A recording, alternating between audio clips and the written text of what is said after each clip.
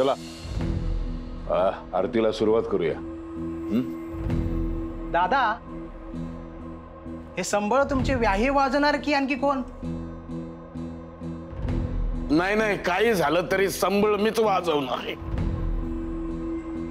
या घरातल्या देवी पुढं संबळ वाजवण्याचा मान भाग्य आम्हाला ह्याच घराने दिलं आणि ह्या घराशी आमचं पहिलं नातं जोडलं गेलं ना ते ह्या संबळामुळंच,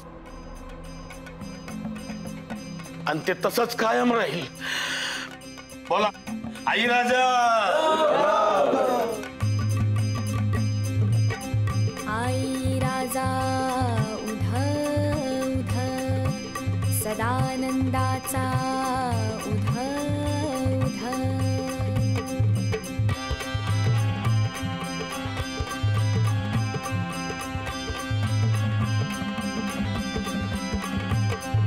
जय जय माय भवानी, हे जय जय माय भवानी, अंबा तुळजापूरवासिनी हो, चित्शक्ती श्री दुर्गा भैरवी अगतम विनाशिनी हो, जय जय माय भवानी। माझ्यावर संशय घेऊन माझ्यावर नजर ठेवलीस काय? अडथळे आणण्याचा प्रयत्न करतेस, पण आता मी सोडत नसतो। सगळ्यात मोठा अडथळा तू आहेस मुक्ता, आणि मी तुझा अडथळा कायमचा दूर करणार आहे। उलटे दिवस मोजायला सुरुवात कर। कृतयुगाचे ठाई दैत्य महिषासुर प्रगटला हो, त्याच्या त्रासा भेणे, हे त्याच्या त्रासा भेणे मोठा हाहाकार उठला हो, जय जय माय भवानी। आई राजा, आज या घरात आपण एकमेकींना शेवटचं पाहतोय। आज रात्री मी इकडनं निघून जाईन, त्यांच्या मनात मायेविषयी भलं बुरे येऊ देऊ नको, काही गैरसमज शिल्लक ठेवू नको। माया कुणाबद्दल काहीच राग नाही। तारंगला, त्यांच्या घरच्यांना सगळ्यांना सुखात आनंदात ठेव, कुणाला काही कमी पडू देऊ नको। जाईच्या रूपाने पृथ्वी ब्रह्मा ते जाऊनी हो, होती झाली कष्टी आपुले गाऱ्हाणे सांगुनी हो, तेव्हा हरिहर ब्रह्मा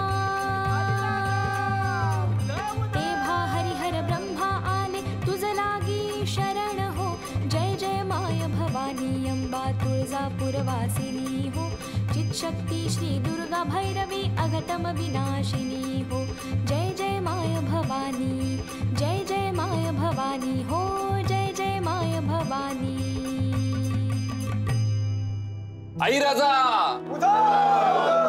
अरे रावसाहेब नगरकरांचा, अरे रावसाहेब नगरकरांचा, अरे रावसाहेब नगरकरांचा, रावसाहेब नगरकरांचा।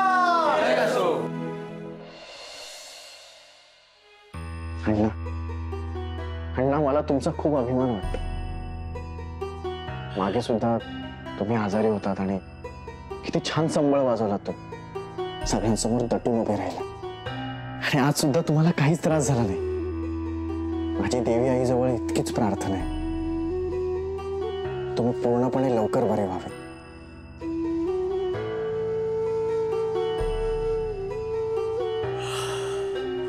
आई राजा, देवी आईच्या मनात असन तर तसंच होईल, पण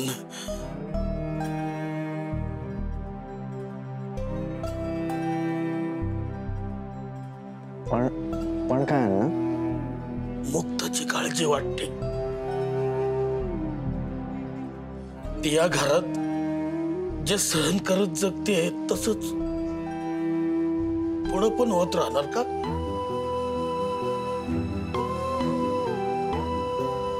त्यात तुम्ही वेगळे राहता।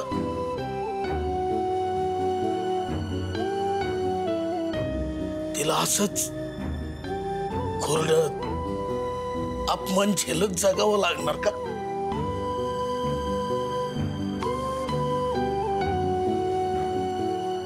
नाही अण्णा, अण्णा लवकरच सगळं ठीक होणार आहे. कसं होणार आहे ठीक? तुम्ही असंच आज सारखं संयम सोडून मालकांवर चिडत राहिलात, त्यांना उत्तर देत राहिलात तर कसं होणार आहे ठीक? हो अण्णा, त्यांनी सगळ्यांसमोर तुमचा अपमान केला. करू द्या हो अपमान, बोलू द्या, काय बोलायचं ते बोलू द्या. मळक्यावर माती फेकून काय फरक पडणार आहे आम्हाला? पण छोटे मालक आहो, तुम्ही शांत राहा, तुम्ही शांत राहा.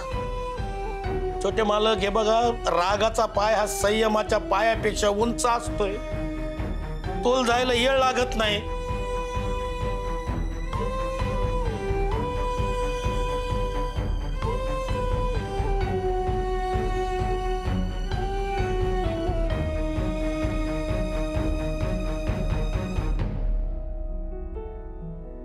छोटे मालक, गोष्टी चिघळत असतील तर तसं आम्हाला कळवा.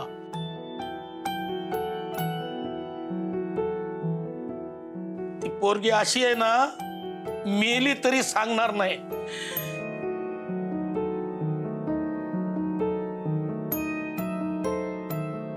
तिला असं कुठं झुरत ठेवू नका. बाप म्हणून मी विनंती करतो तुम्हाला छोटे मालक. अण्णा, तुमचं नाही होत असेल ना ठीक, तर तसं आम्हाला सांगा, आम्ही आमच्या पोरीला घरी घेऊन जाऊ.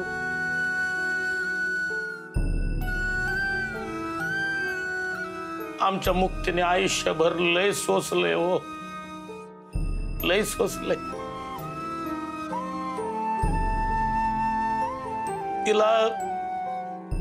तिला मिळणार सुख नाही पाहता आलं ना तरी चालन, पण आता त्रास पाहायचा नाही आम्हाला.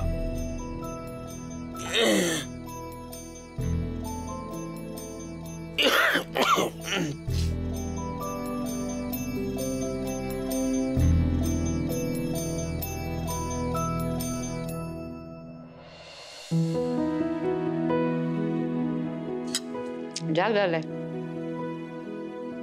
आता, जरा बऱ्या वाटतायत. कायची इच्छा पण होतीये. वेळच्या वेळी औषधं घेतलं की बरंच वाटणार. यो औषधाचा परिणाम नाही,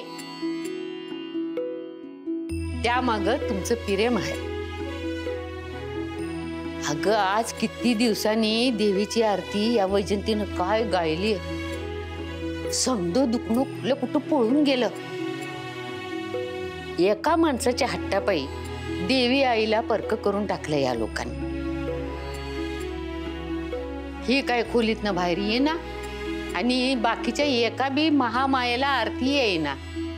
देवी आईकडे लक्षच नाही कुणाचं. माणसाचं काय बी होऊ द्या, पर परंपरा चालू राहिली पाहिजे.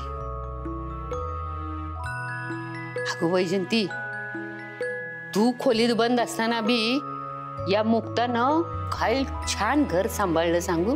आणि ते बी समध्याचा विरोध असताना.